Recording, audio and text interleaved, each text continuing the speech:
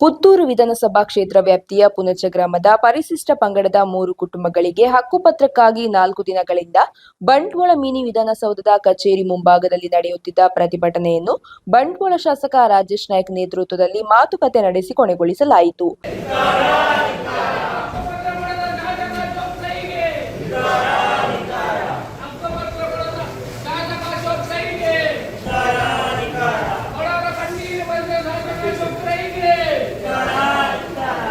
ಪಂಗಡದ 3 ಫ್ಯಾಮಿಲಿದು ಒಂದು 94C ಕೊಡುವ ಬಗ್ಗೆ ಸ್ವಲ್ಪ ಗೊಂದಲಗಳಾಗಿತ್ತು. ಗೊಂದಲಗಳಂತೆ ಅದು ಎಲ್ಲ ಡಾಕ್ಯುಮೆಂಟ್ ಎಲ್ಲ ಮುಗಿದಿದೆ. ಯಾಕೆಂದರೆ ತಹಶೀಲ್ದಾರ್ ಅದಕ್ಕೆ ಬೇಕಾಗುವಂಥ ಎಲ್ಲ ಕೈಗಳನ್ನು ಮುಗಿಸಿ ಅದು ಕೊಡುವ ಹಂತದಲ್ಲಿರುವಾಗ ಅದೊಂದು ಪ್ರೋಟೋಕಾಲ್ ಪ್ರಕಾರ ಯಾವುದೇ ಶಾಸಕರು ಜನಪ್ರತಿನಿಧಿಗಳ ಮುಖಾಂತರ ಕೊಡಬೇಕು ಅಂತ ಇದ್ದದ್ರಿಂದ ಅದು ಗೊಂದಲ ಆಗಿ ಸ್ವಲ್ಪ ಗೊಂದಲಮಯವಾಗಿ ಇಲ್ಲಿ ಅವರು ಬಂದು ಕಳೆದ 3 ದಿವಸದಿಂದ ಇಲ್ಲಿ ಧರಣಿ ಕೂತಿದ್ದಾರೆ. ಧರಣಿ ಕೂತ್ಕೊಂಡಿದ್ದಾಗ ಭಾಳಷ್ಟು ಜನ ಅದಕ್ಕೆ ಸಪೋರ್ಟು ಮಾಡಿ ಭಾಳಷ್ಟು ದೊಡ್ಡ ಗೊಂದಲ ಆಯಿತು. ಇವತ್ತು ನಾನು ನಿನ್ನೆ ಇರಲಿಲ್ಲ. ಇವತ್ತು ಬಂದು ತಹಶೀಲ್ದಾರ್ ಹತ್ರ ಅದರ ಬಗ್ಗೆ ಚರ್ಚೆ ಮಾಡಿದಾಗ ಅದು ಎಲ್ಲ ಅವರಿಗೆ ಹಕ್ಕುಪತ್ರ ಸಿಕ್ಕುವುದು ರೆಡಿಯಾಗಿದೆ. ಎರಡನೇದಾಗಿ ಅದು ಒಂದು 2ನೇ ತಾರೀಕು ಅಂತ ಹೇಳ್ತದ್ದು ನಾವು ಮಾತಾಡ್ತಿದ್ದೇವೆ. ಅದನ್ನು ಈಗಾಗಲೇ ಅವರು ಮಾತಾಡಿದ್ದಾರೆ ಶಾಸಕರನ್ನು. ಅದನ್ನು ಪ್ರೀಪೌಂಡ್ ಮಾಡಿ 26ಕ್ಕೆ 2 ದಿವಸ ಇಲ್ಲ 2-3 ದಿವಸದೊಳಗೆ 26ಕ್ಕೆ ಬೆರ್ನೆ ಗ್ರಾಮ ಪಂಚಾಯತಿಯಲ್ಲಿ ಕೊಡೋದು ಅಂತ ಆಗಿದೆ.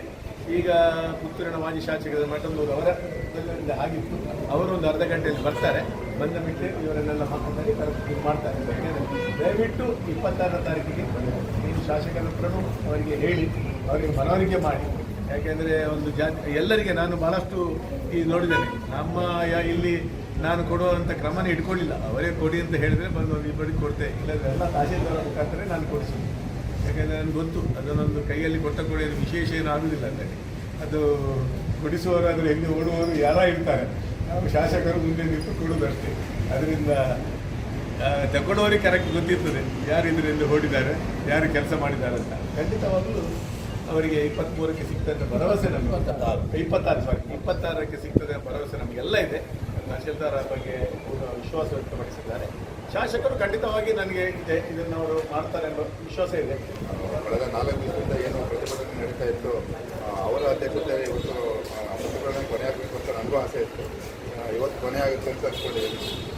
ಏನು ಅಂದರೆ 4 ಜನ ಪರಿಶಿಷ್ಟ ಪಂಗಡದವರಿಗೆ ಹಕ್ಕುಪತ್ರ ವಿತರಣೆ ಕಾರ್ಯಕ್ರಮ ತನ್ನ ಪ್ರೋಟೋಕಾಲ್ ಪ್ರಕಾರ, ಶಿಷ್ಟಾಚಾರ ಪ್ರಕಾರ ಜನಪ್ರತಿನಿಧಿಗಳು ಅಥವಾ ಸ್ಥಳೀಯ MLA ಅವರಿಗೆ ಕೊಡಬೇಕು ಅಂತ ಇದ್ದಿದ್ದರಿಂದ ಈ ಗೊಂದಲ ಆಯಿತು. ಅದರಿಂದ 26ನೇ ತಾರೀಕು ಬೆರ್ನೆ ಗ್ರಾಮ ಪಂಚಾಯತಿಯಲ್ಲಿ ಕಾರ್ಯಕ್ರಮ ಇದೆ. ಆ ಕಾರ್ಯಕ್ರಮದಲ್ಲಿ ಸುಮಾರು 20-25 ಜನದ್ದು ಹಕ್ಕುಪತ್ರ ಕೊಡೋದು ಇದೆ ಅವತ್ತು. ಅದ್ರ ಜೊತೆಗೆ ಭಗವತ್ ಕಮಿಟಿನೂ ಇರೋದ್ರಿಂದ ಅವತ್ತು ನಾವು 4